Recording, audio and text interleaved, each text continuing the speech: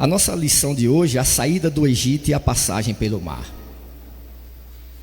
Desde quando eu era criança, que eu ia na casa de minha avó, eu via o quadro da travessia do Mar Vermelho.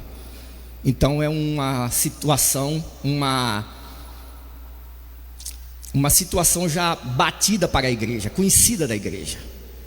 Eu vou para a escola bíblica para falar da travessia do mar? Eu estou cansado de saber disso.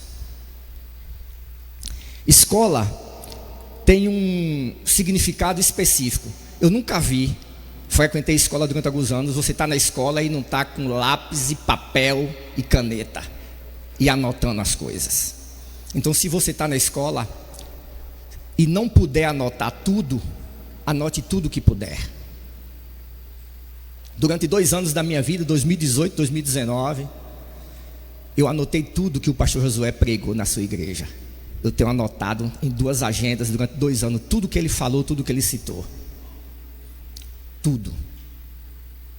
Se não puder anotar tudo, anota tudo que puder. Porque aquele que mais anota é aquele que mais necessita.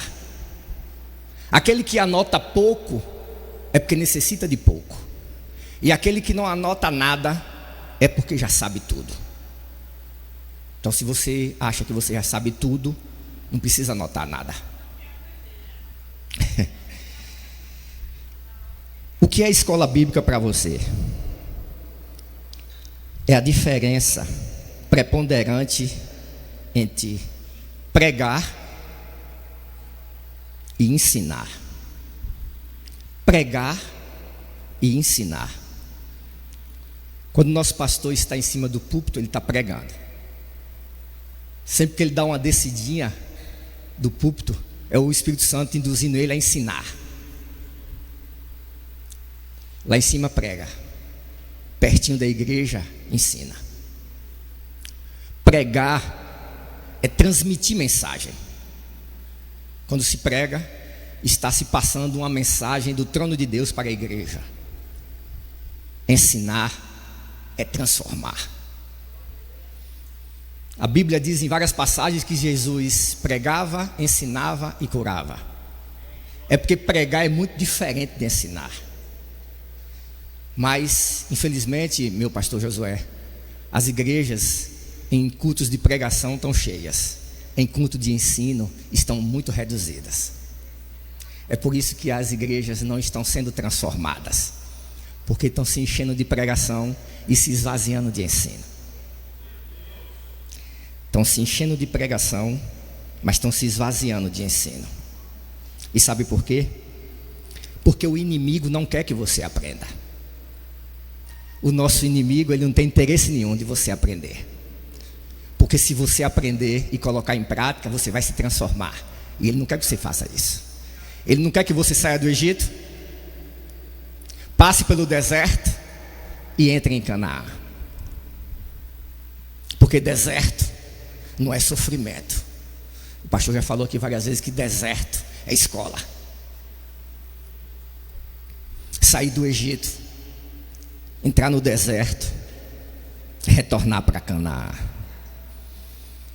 O professor, ele ensina tudo o que ele aprendeu. O aluno faz tudo o que o professor ensinou. O mestre ensina tudo o que ele faz. E o discípulo faz tudo o que o mestre ensinou. Ontem eu vi uma entrevista de um artista secular que dizia que ele quer mostrar tudo o que ele fez nos palcos, mas na vida íntima não quer mostrar nada. O mestre ensina ao discípulo a fazer tudo o que ele faz. Anotem tudo o que puder. A nossa lição tem 3 objetivos. O primeiro objetivo é saber que Deus é nosso guia. Saber.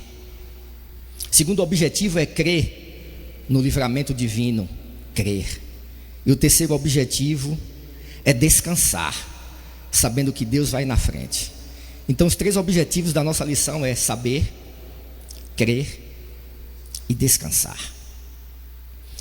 A informação primeira que nós temos na nossa lição, e nós já vamos começar a tratar de esmiuçar esses assuntos, porque eu já queria lançar algumas perguntas para a igreja e para aqueles que nos acompanham de forma online.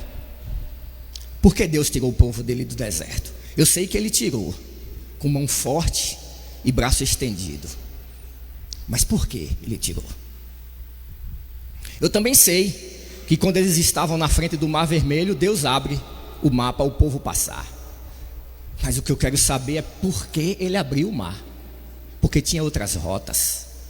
Porque leva para a rota do mar e porque abre o mar. Saber que ele desviou a rota, colocou o povo na frente do mar e abriu o mar, eu sei. Mas por que ele abriu o mar? E aí eu vou deixar uma pergunta que eu já lancei para a igreja em outra oportunidade. É a mesma coisa de saber que o primeiro milagre de Cristo é dentro de um casamento. Estamos cansados de saber disso. Bodas de Caná. Mas nós sabemos por que foi lá? Porque o primeiro milagre não foi ressuscitando um morto? Porque não foi curando um cego?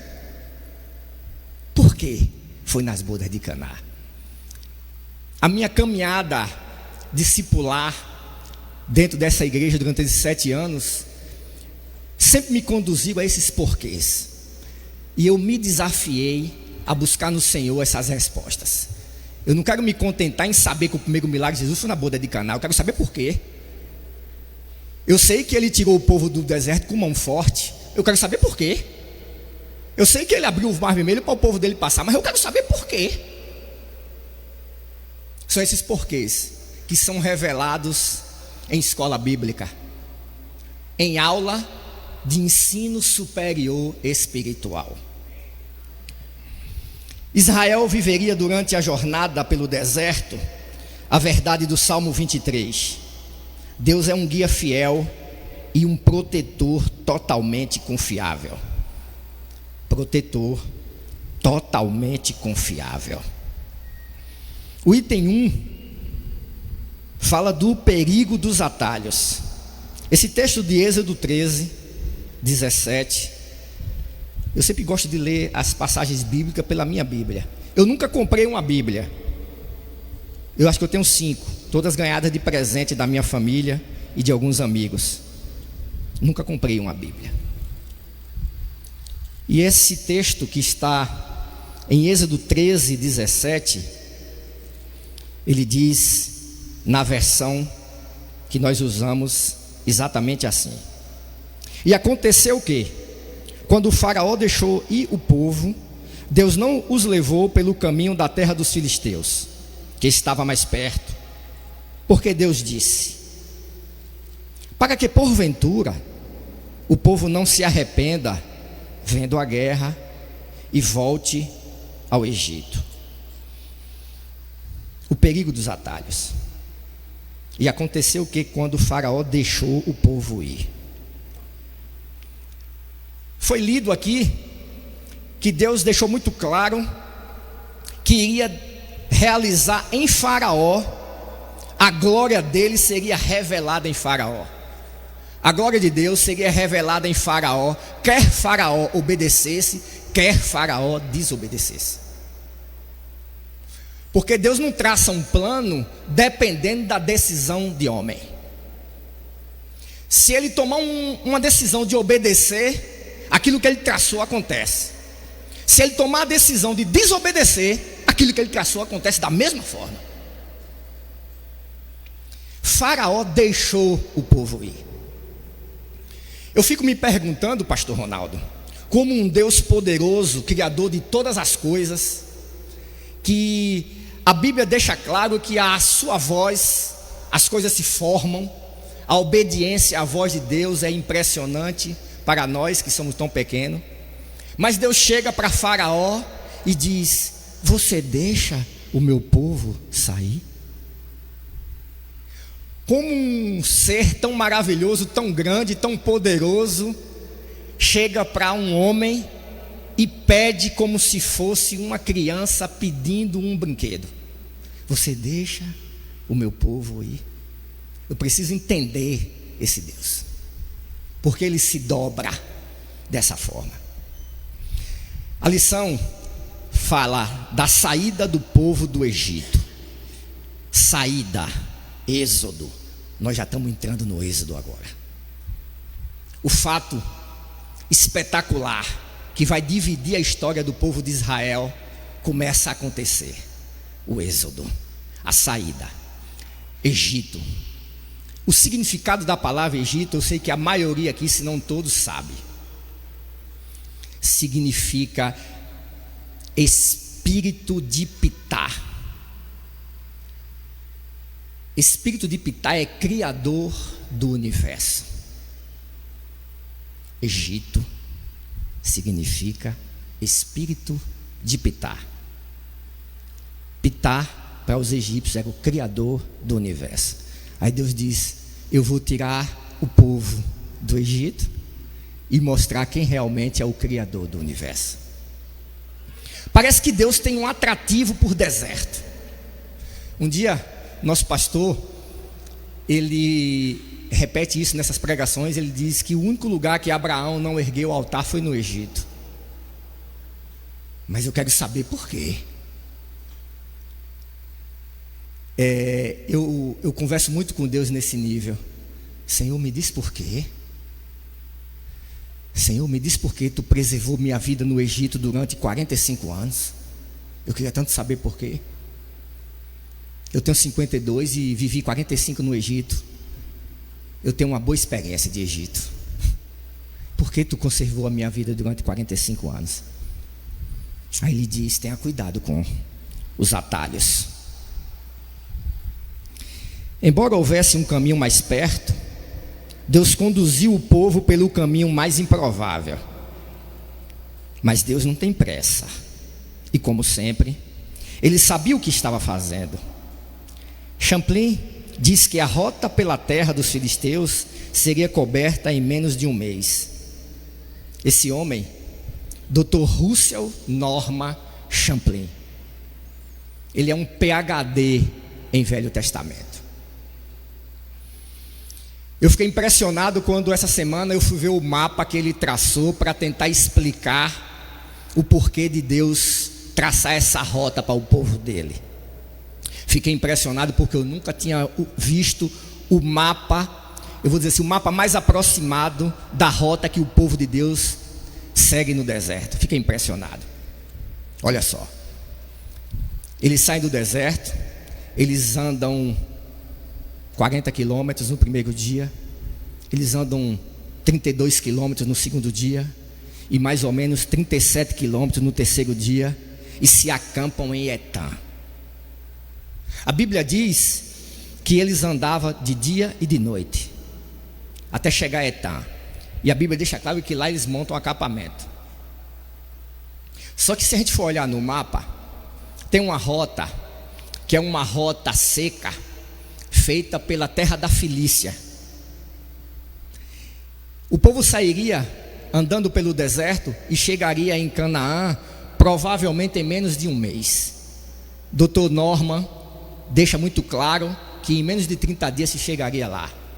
Mas a Bíblia diz claro que Deus, pensando em porventura o povo ver a guerra na Filícia, sentir medo. Aí eu fui estudar aonde era essa terra da Filícia, o povo filisteu. O povo filisteu, eu comparei, muito aos índios brasileiros, só para a gente ter uma ideia, que os índios brasileiros, eles habitavam na praia, no mar, Eu acredito que os índios brasileiros são os índios mais abastados da face da terra, porque eles gostam de praia, gostam de mar. O povo da Filícia era um povo que gostava de praia, gostava de mar.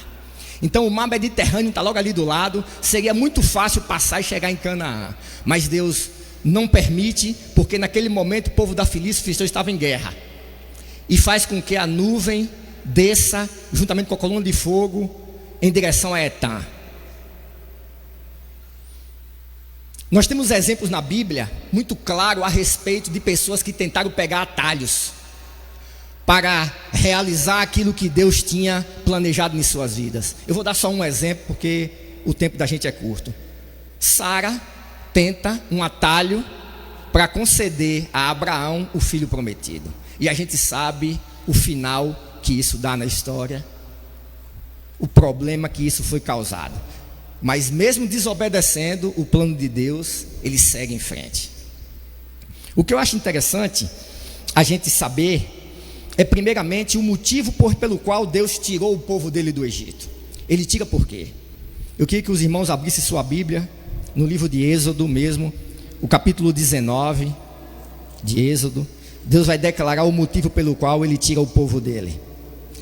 No livro de Êxodo, no capítulo 19, o versículo 4, deixa muito claro o motivo que Deus retira seu povo. Alguém achou? 19:4. Amém? Diz assim: vós tendes visto o que fiz aos egípcios, como vos levei sobre as asas de águias, e vos trouxe a mim.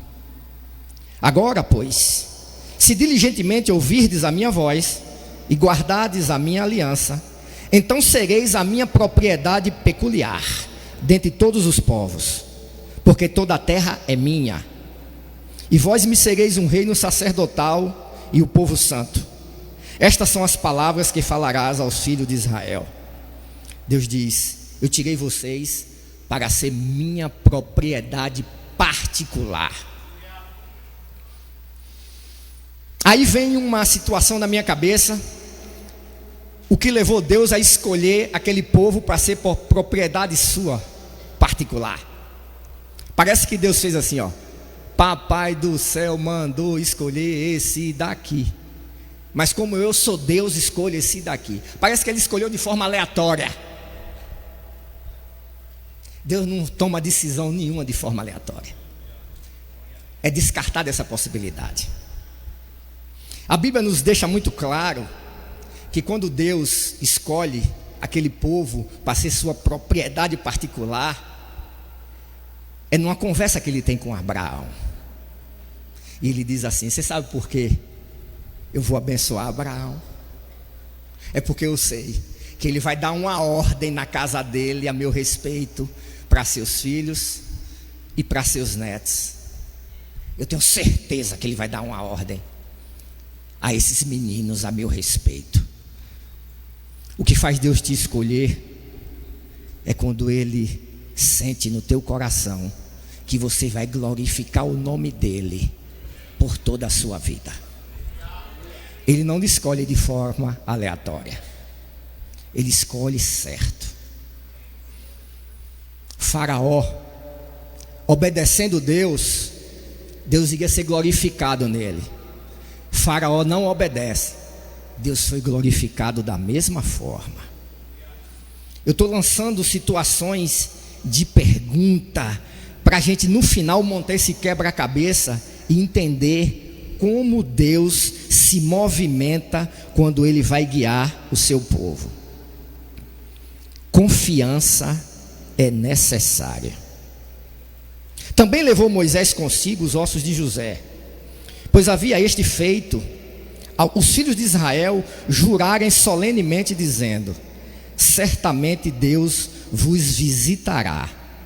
Daqui, pois, levarai convosco os meus ossos. É porque José sabia que a promessa se cumpriria, e assim fez os anciãos prometerem que levariam seus restos mortais para Canaã. Deus é glorificado em Faraó, quer ele obedeça ou não.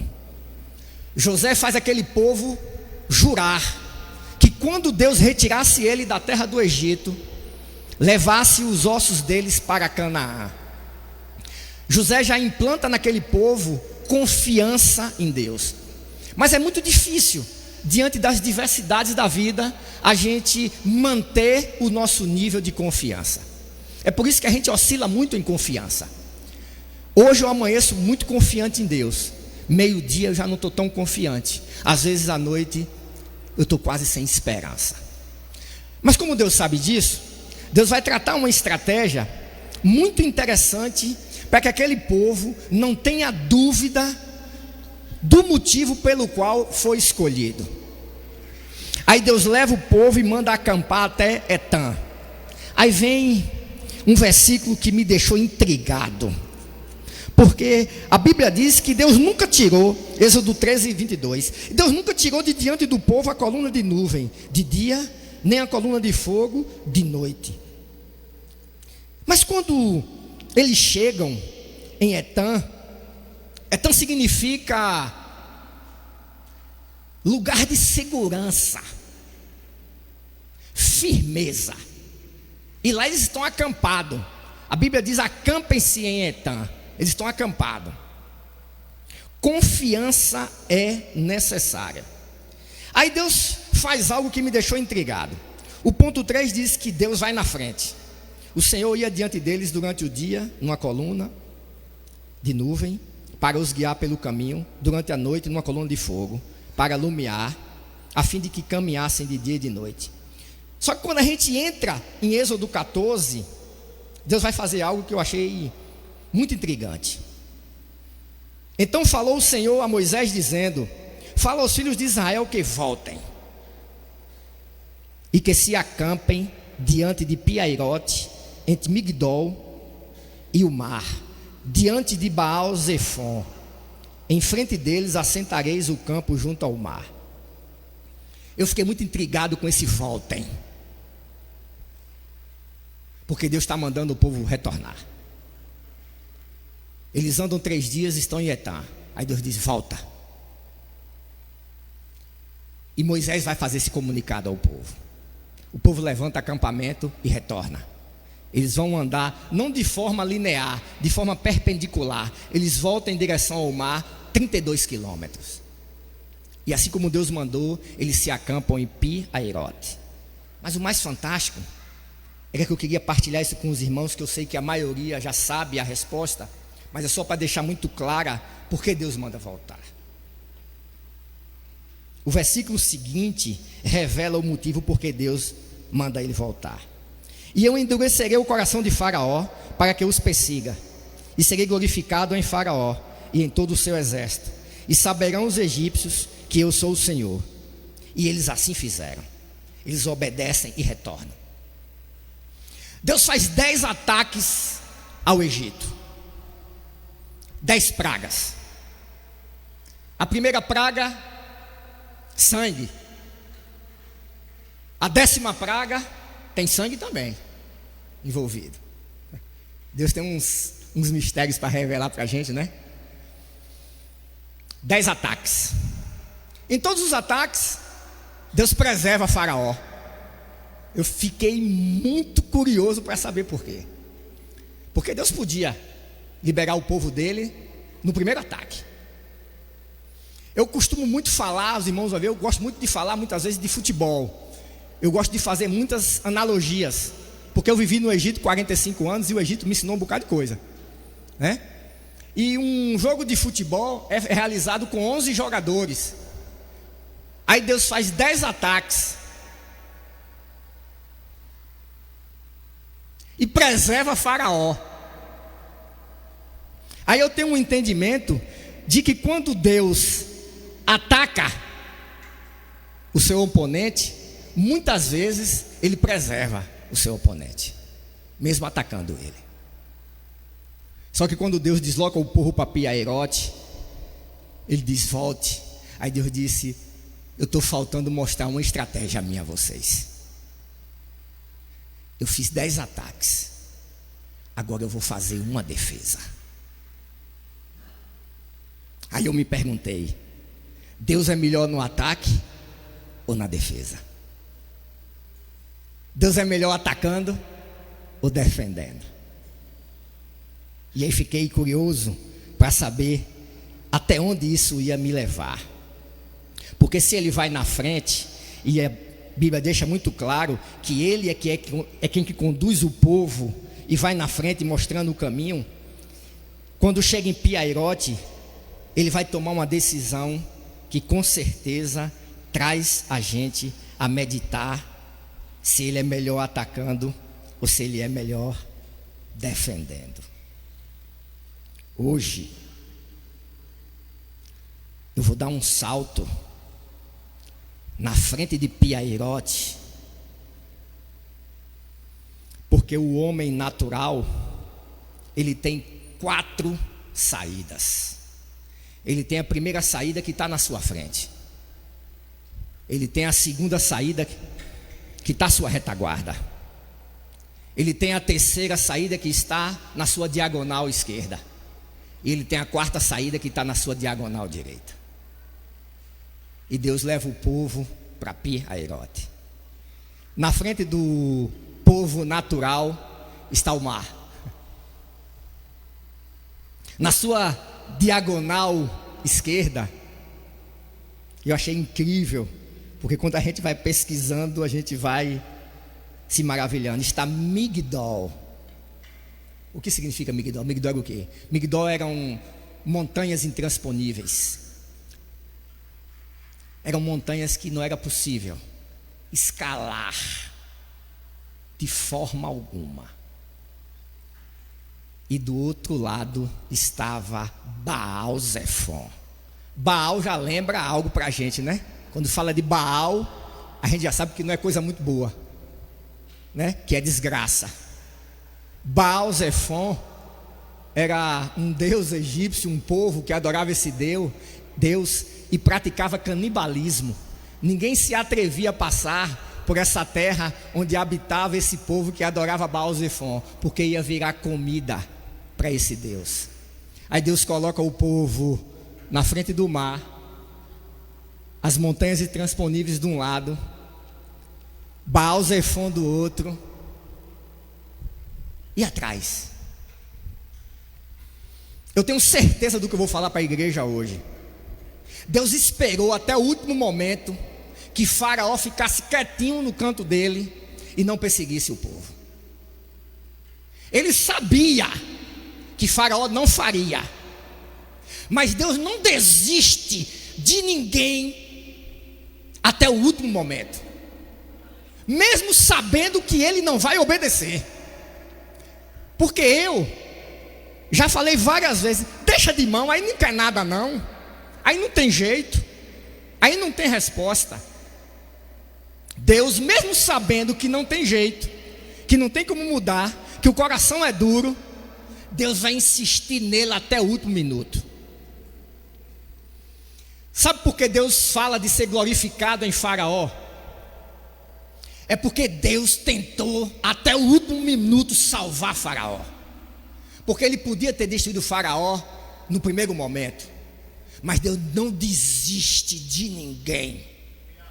A Bíblia diz que naquele grande dia, diante dele, ninguém vai abrir a boca para dizer: eu não tive uma chance, eu não tive uma oportunidadezinha aqui.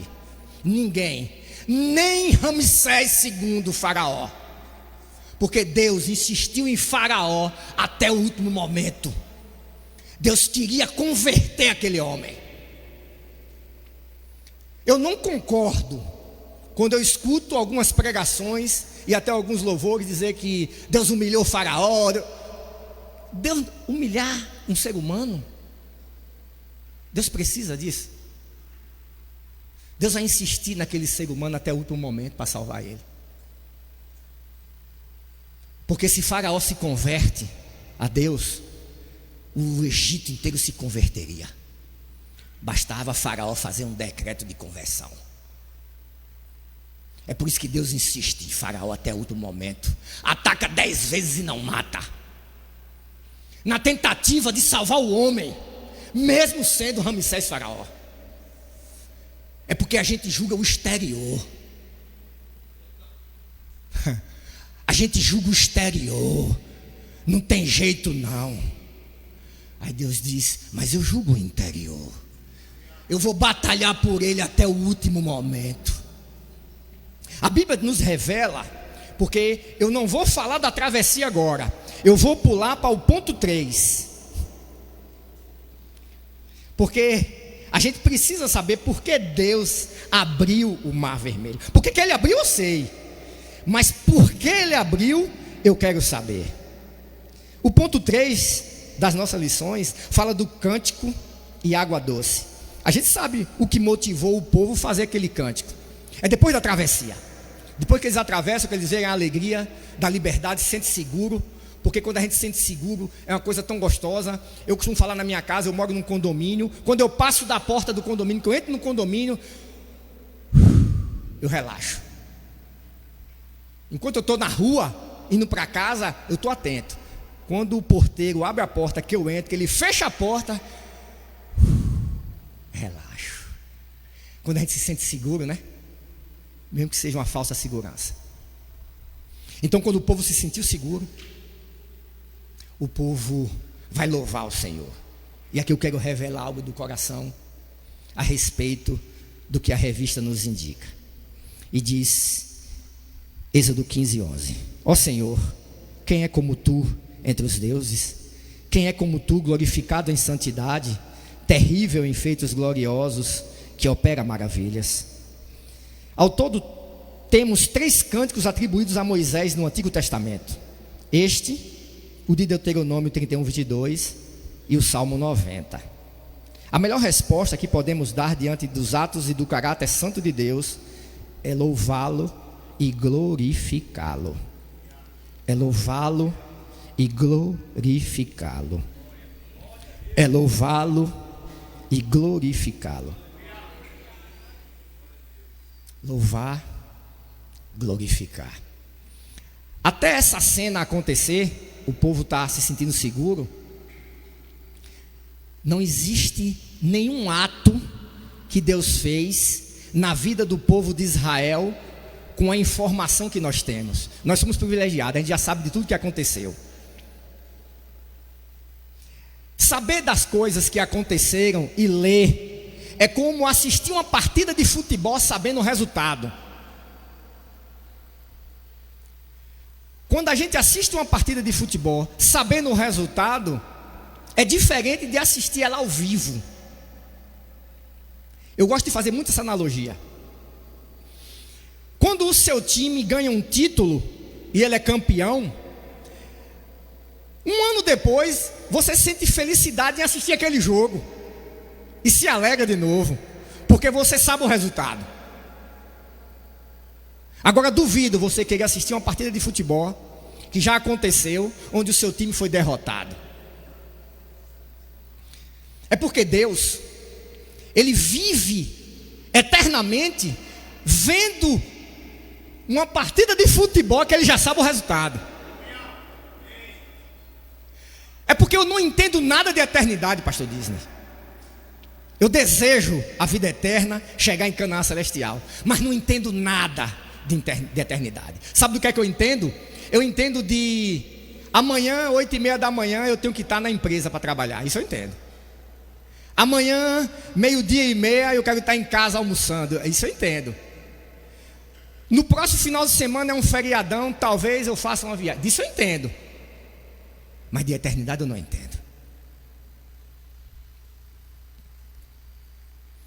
Porque 1000 anos para Deus é como um dia. Não é, irmão Marcel?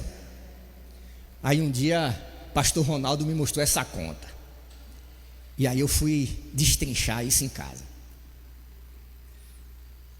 O povo andou quantos anos no deserto? 40 anos. Você sabe o que é que significa 40 anos no relógio de Deus? Para arredondar, porque não é uma hora. Dá 58 minutos e uns quebrados. Né, pastor Ronaldo? 40 anos no relógio de Deus não dá uma hora, gente. Uma hora. Então o povo de Deus andou no deserto durante uma hora. Para Deus é uma horinha. Um homem que já viveu 80 anos no relógio de Deus, não dá 2 não, viu? Mas vamos contar para ficar fácil? São 2 horas. Sabe onde isso me levou? Deus, ele é tão grande. Deus, ele é tão grande. Qual foi o homem que viveu mais segundo a Bíblia? Viveu quantos anos? 987? 969? 969. No relógio de Deus, Matusalém nem viveu nem 24 horas. Não tem um ser humano na face da terra que se glorie de ter vivido um dia de Deus. É por isso que Deus interrompe a vida de Matusalém com aquela idade. É para nenhum ser humano vai dizer, bater no peito, que viveu um dia dele. Matusalém quase chegou em um dia de Deus. Matusalém vive 23 horas e alguma coisinha, Deus. Um dia meu, não. Olha o relógio de Deus. Louvá-lo e glorificá-lo. Quando Ele me dá vitória, eu tenho que louvar e glorificar. Isso está ardendo no meu coração muito antes do convite. O que é louvar e o que é glorificar? Louvar é fácil. Aqui a gente está falando do cântico de vitória, que foi redigido. É o primeiro cântico redigido na Bíblia. O hino de vitória. E a glória, e para glorificar Ele. Como é que eu glorifico o nome do Senhor? Eu tenho que aprender a glorificar o nome de Deus. Como é que eu glorifico? Irmãos, é rapidinho. Os irmãos lembram como é que Deus derruba as muralhas de Jericó? O povo faz o quê? Dá voltas, né, pastor Zé Luiz? E depois dá um grito, né? Deus manda o povo gritar, né? Eu sou muito curioso, porque Deus não faz nada de forma aleatória. Dá um grito que eu vou derrubar. Tem que ter uma explicação para isso. Tem que ter uma explicação. Ah, mas Ele é Deus. Não. Eu sinto muito mudar a sua maneira de pensar se você pensa dessa forma. É por isso que eu gosto de usar, às vezes, pastor Disney, as experiências que eu tive no Egito. Eu não sei se tem alguém aqui que já teve num estádio de futebol com 80 mil pessoas. Eu já fui ver decisão de campeonato no Maracanã, no Rio de Janeiro. Se você nunca teve num estádio de futebol com 40 mil pessoas, com 80 mil pessoas, 50 mil pessoas, você não vai ter noção do que Deus fez para derrubar as muralhas de Jericó. Oxe, o irmão Edson está ficando maluco, querendo comparar o que Deus fez em Jericó com a partida de futebol. Eu vou provar para você o que foi que Ele fez. Não vou mostrar não. Eu vou provar o quanto Ele gosta de ser glorificado, o quanto é importante para Deus. Abraão não ergueu nenhum altar no Egito. É porque Deus não se sente bem no Egito. Deus não se sente bem no mundo. Sabe por que Ele não se sente bem no mundo? Porque no mundo Ele não é glorificado. É por isso que Ele não se sente bem, pastor Luiz, no mundo. Parece que Deus gosta de deserto. Sabe por que Deus gosta de deserto? Porque quando a gente está no deserto, a gente glorifica Ele. É por isso que Ele gosta de deserto. Porque no deserto eu glorifico Ele quando estou no deserto.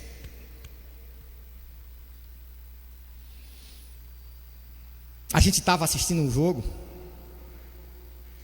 80 mil pessoas, e o time adversário fez um gol. 40 mil de um lado, 40 mil do outro. Quando o time adversário faz um gol, a torcida grita para comemorar o gol. Você precisa ver o som da voz, o que representa para a torcida adversária.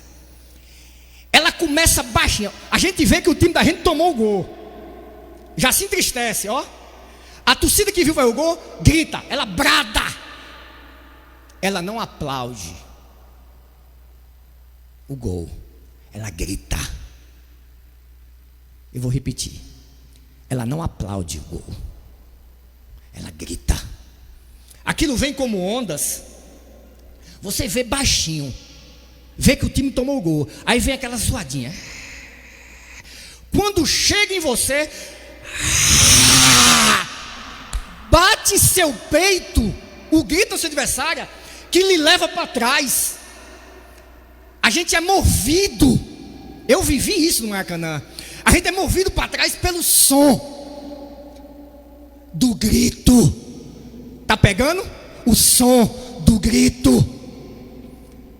Sabe como é que Deus vai derrubar a muralha de Jericó? Deus diz: dá a volta, dá a volta, dá a volta, dá a volta. E quando eu falar, você, quantos homens são? Vai gritar: dá a volta, e vai gritar. Deus para e grita. Aquele povo dá um brado, aquilo sai uma onda de som. Só que aí Deus potencializa. Aquilo que você faz para glorificar, Ele potencializa na tua vida. Quanto mais você glorifica, mais Ele potencializa você. Quanto mais você louva, mais Ele potencializa você. Quanto menos você glorifica, menos potencial você tem. Quanto menos você glorifica, menos potencial você tem. É por isso que o povo, quando canta o hino, louva e glorifica.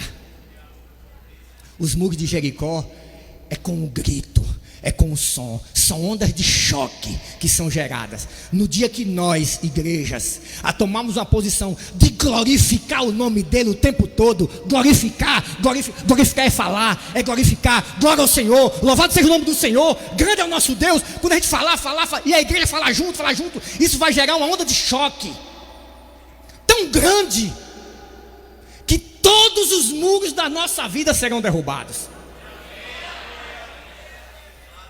Eu aprendi, não pense que eu faço isso porque eu quero. Eu aprendi, porque quando eu estou trabalhando, eu tenho um trabalho externo. Quando eu estou trabalhando, que eu estou na motocicleta dos Correios trabalhando, eu estou louvando. Não pense que eu faço isso porque eu gosto, é porque eu sei que quanto mais eu louvo, mais a glorificação vem para o nome dEle, mais muro vai cair na minha vida. E quando eu chego na empresa, eu cumprimento meus colegas e eu subo a escada, eu subo glorificando, eu subo louvando. Não pense isso porque, porque o irmão, não, é porque eu aprendi. O inimigo não quer que você aprenda. Ele não tem interesse nenhum em você aprender. Porque ele sabe que no dia que você aprender e praticar, vai acontecer. Eu fico impressionado quando muitas vezes, eu sei que movido pela emoção, a gente está ouvindo uma pregação e às vezes o ministrante lança uma palavra de bênção e a gente já vai logo levantando a mão. Não resolve nada.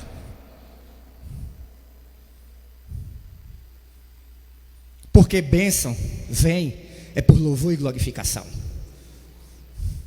Não é só fazer assim e fazer assim, como se tivesse pego. Não pegou nada. O inimigo não quer que você aprenda. Ele não tem interesse nenhum que você aprenda. Muito menos que você aprenda e pratique. Eu costumo falar que um dia o pastor Zé Brandão fez uma pergunta. A gente estava na igreja lá na João Duval, ali com o presidente Dutra. Ele fez uma pergunta. Eu estava novinho na cadeira. Ele disse: quem aqui lê a Bíblia todo dia? Eu fiquei morto de vergonha, porque apesar de estar novinho, eu não lia todo dia. Eu queria tanto levantar minha mão. Aí ele falou dos benefícios de ler a Bíblia todo dia. Porque ler a Bíblia todo dia resolve? Não. Você tem que ler e tem que estudar. Então beleza, né? Leu, estudou, tá bom. Não. Você tem que ler, estudar e compreender. Então beleza, resolveu, né? Não. Você tem que ler, estudar, compreender e botar em prática. Só que eu me desafiei. Eu falei: na próxima vez que ele fizer essa pergunta, eu levanto minha mão. Daquele dia em diante, pastor Disney, todo dia eu, nem que seja para ler um versículo só, eu já li, né? Ele não falou a quantidade.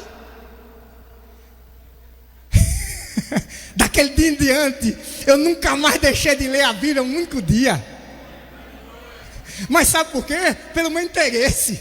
Nós somos interesseiros, sim.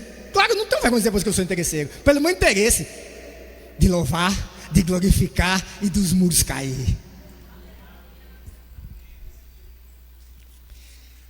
O perigo da murmuração. Logo depois desse acontecimento, Deus vai fazer um teste com o seu povo. Louvaram, glorificaram, mas deixa eu testar. Deus vai fazer o primeiro teste. Eu acho impressionante, que é o teste da fidelidade. O amargo vira doce, que é o teste da paciência. Você louva e você glorifica. Deus vai lhe testar. Primeiro, sua fidelidade. E o povo murmurou contra Moisés, dizendo: que havemos de beber? Ao lermos o versículo 22 desse mesmo capítulo, veremos que demorou apenas 3 dias para Israel voltar a reclamar. Somente 72 horas. Poucas coisas são tão prejudiciais à nossa fé e, lamentavelmente, tão comuns como a murmuração.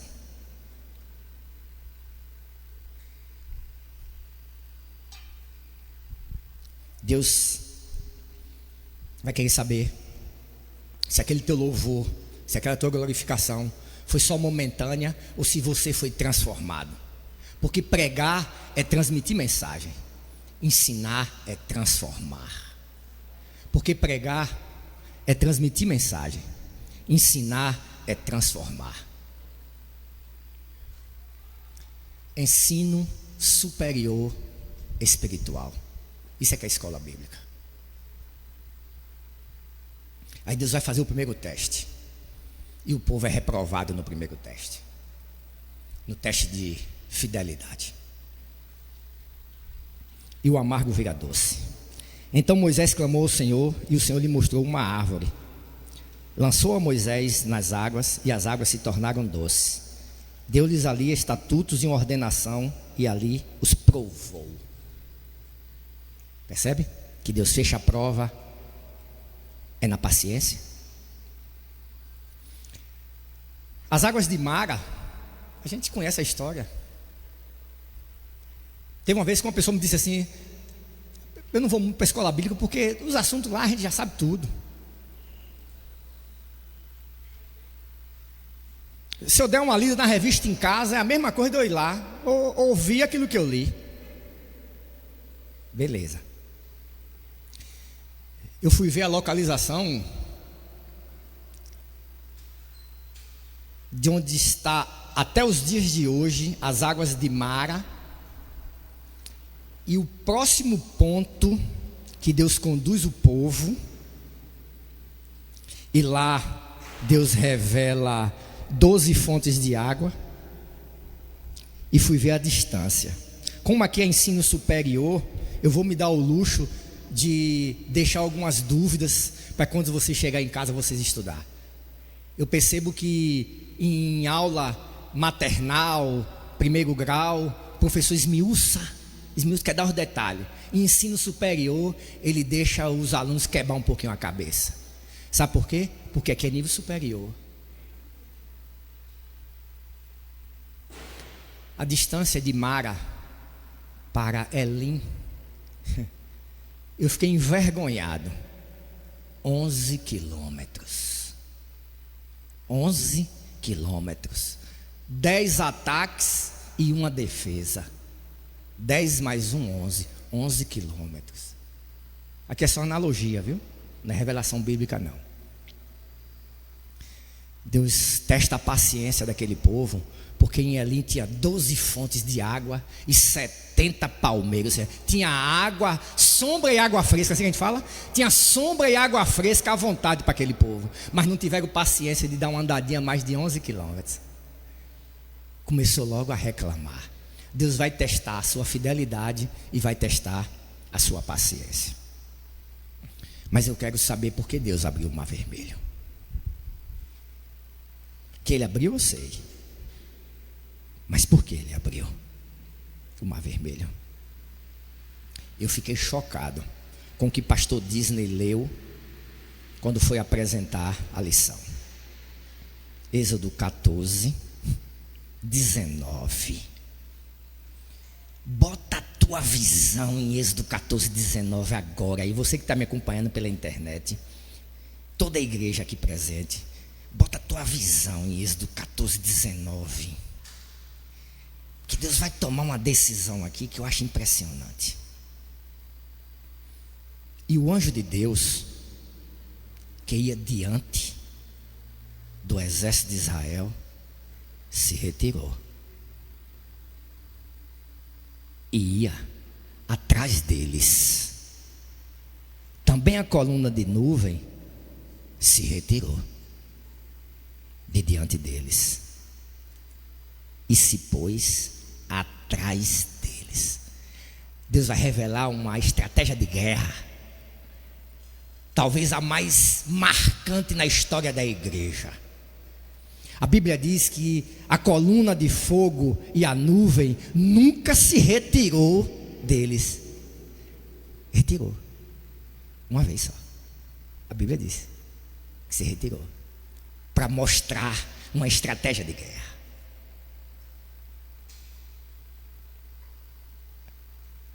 Os egípcios estão vindo. O povo está em desespero. Começa a clamar.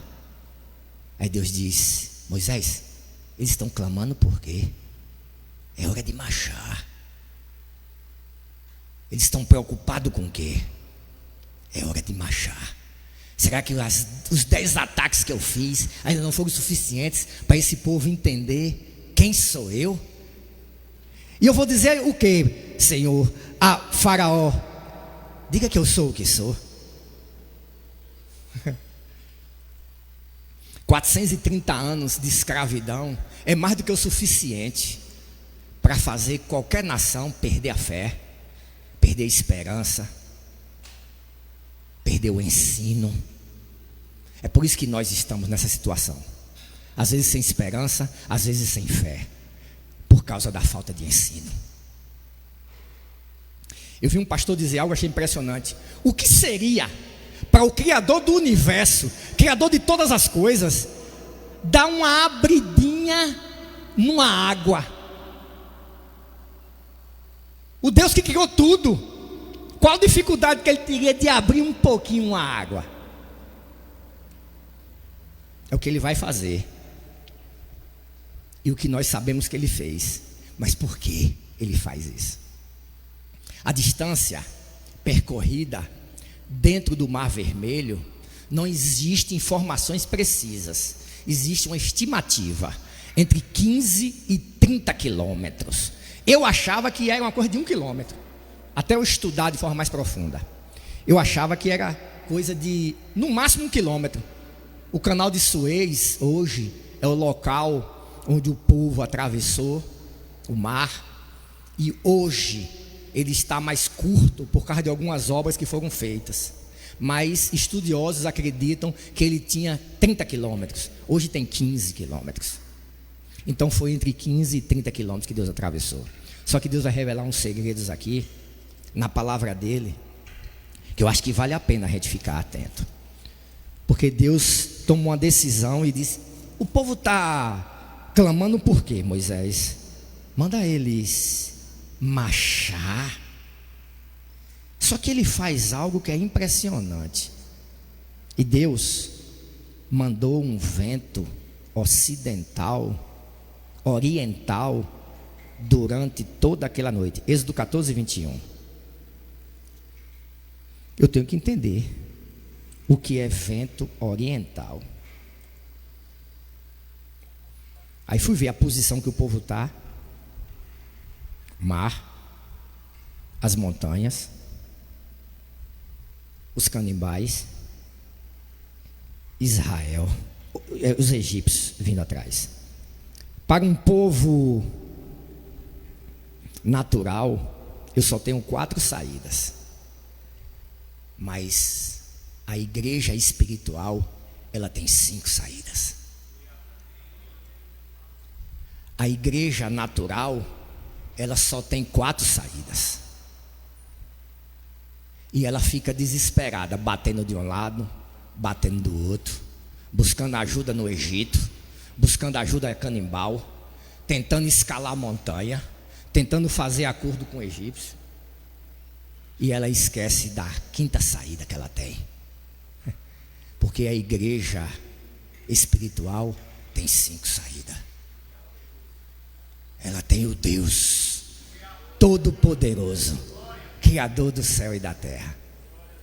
A Bíblia diz que ele mandou um vento oriental. Aí eu fui tentar entender o que é vento oriental. É porque Deus não abre o Mar Vermelho na frente do povo de Israel, não.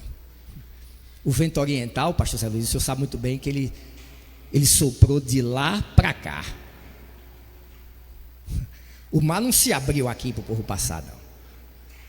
O vento oriental, Deus já tinha dado a ordem do vento oriental, e o vento oriental começou a soprar. O mar já estava começando a abrir. Antes do povo povo se deslocar, Deus já tem dado a ordem. E o vento já começa a soprar. E o povo chega e o vento está se deslocando. O mar está abrindo, Aí Deus diz: Moisés, só faz bater. Estende teu bordão sobre a água que eu vou abrir o mar. Mas Deus já tinha dado a ordem, já está abrindo o mar. E aí o mar se abre. É impressionante a decisão que Deus vai fazer aqui agora. Aí a Bíblia diz: e o anjo do Senhor, a nuvem e a coluna que iam na frente. Eu vou contextualizar. Abriu o mar. O anjo do Senhor que está na frente, a coluna e a nuvem. Aí faz assim, ó. Vai para o lado. Deus vai dizer assim, ó: você vai ver como é que eu defendo. Você me viu atacando. Você vai ver e vai escolher se quer me ver atacando ou defendendo. Passa. Está segurando as muralhas de água. Aí o povo está vindo. Aqui eu estou contextualizando e estou conjecturando. Deus está dizendo: Faraó, não vem não. Não vem não. Não vem não, porque eu não quero te mostrar como é que eu defendo. Não vem não, Faraó. Não vem não. Se Deus quisesse matar Faraó, ia trazer ele para o Mar Vermelho, ele tinha matado lá. Não venha não. Eu quero te converter. Eu quero te converter, porque a Bíblia deixa muito claro que é uma decisão que é tomada depois. Ele já estava parado lá. O povo começa a conversar com ele e ele resolve agora vir. Fica lá, filho. Chama de filho mesmo. Fica lá, filho, porque eu quero te salvar. Eu quero te converter. Não vem não. Não vem não. Quem já ouviu essa frase assim, ó? Que diz assim, ó: mexa comigo, mas com meus filhos não. Eu quero ver aqui quem é pai, quem é mãe, quem é avô, quem é provedor. Tomar um tapa no rosto até suporta. Agora não dê um tapa no rosto do meu filho não. Porque você vai ver eu me defendendo. Não queira ver uma mãe, um pai, um avô defender seus filhos não. Porque você vai ter que matar ele também, se assim for necessário. Deus é melhor no ataque ou na defesa? Não vem não, Faraó. Não vem não. Não vem não.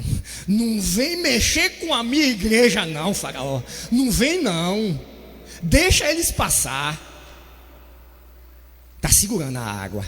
Faraó, vem. E Deus ainda faz de tudo. Aí Deus começa a dar problema nas rodas do carro. Fica, rapaz, não venha não. Não venha não, segura lá, porque eu vou ter que mostrar a defesa.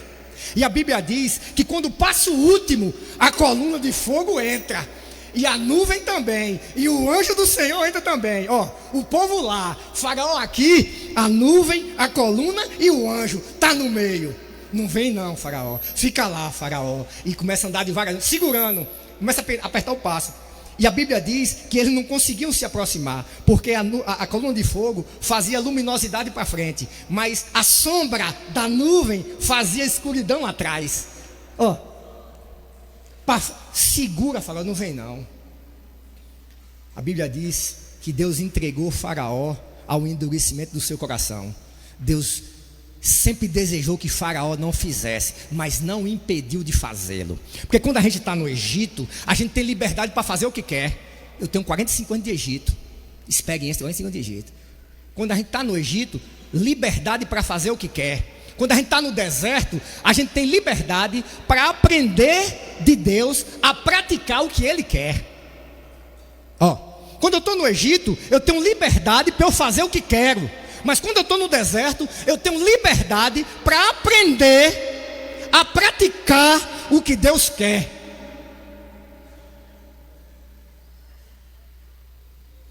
Eu tenho liberdade tanto no Egito quanto no deserto.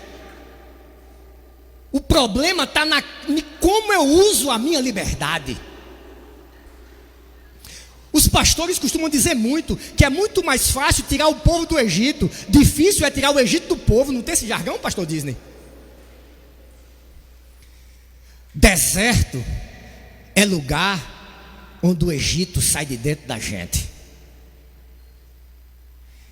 Tem gente que tem uma rota que pode durar um mês. Tem gente que Deus bota uma rota de 40 anos. Porque como Ele não tem pressa, o que Ele quer é tirar o Egito de dentro de mim. Rota para ele não falta. Não vem não, Faraó. Não vem não, Faraó. Não vem não. E faz de tudo para atrasar, porque Deus quer converter Faraó. Deus batalhou por Faraó até o último momento, pastor Ronaldo. Não tem quem me convença na escritura que Deus humilhou, que Deus... Não, Deus batalhou para salvar aquele homem, rapaz, para converter a ele. Sabe por quê? Porque Ezequiel 33:11 deixa muito claro que ele não tem prazer nenhum na morte do ímpio. Antes, ele quer que o ímpio se converta.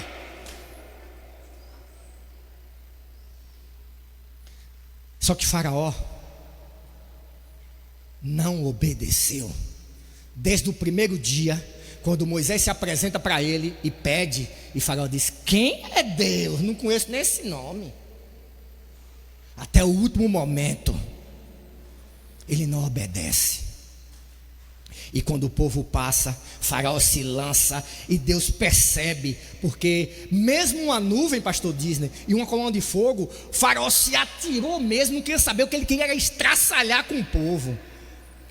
Aí um pai, uma mãe, vê um pitbull se lançando sobre seu filho. Eu posto o que vocês quiserem. Se ela não se joga na frente do pitbull e briga com esse pitbull e quer até morder o pitbull. Foi o que Deus fez. Viu que Faraó não ia obedecer de jeito nenhum, se lançou. Aí Deus diz assim: o meu anjo e o anjo do Senhor vai mostrar agora como é que Deus defende a sua igreja.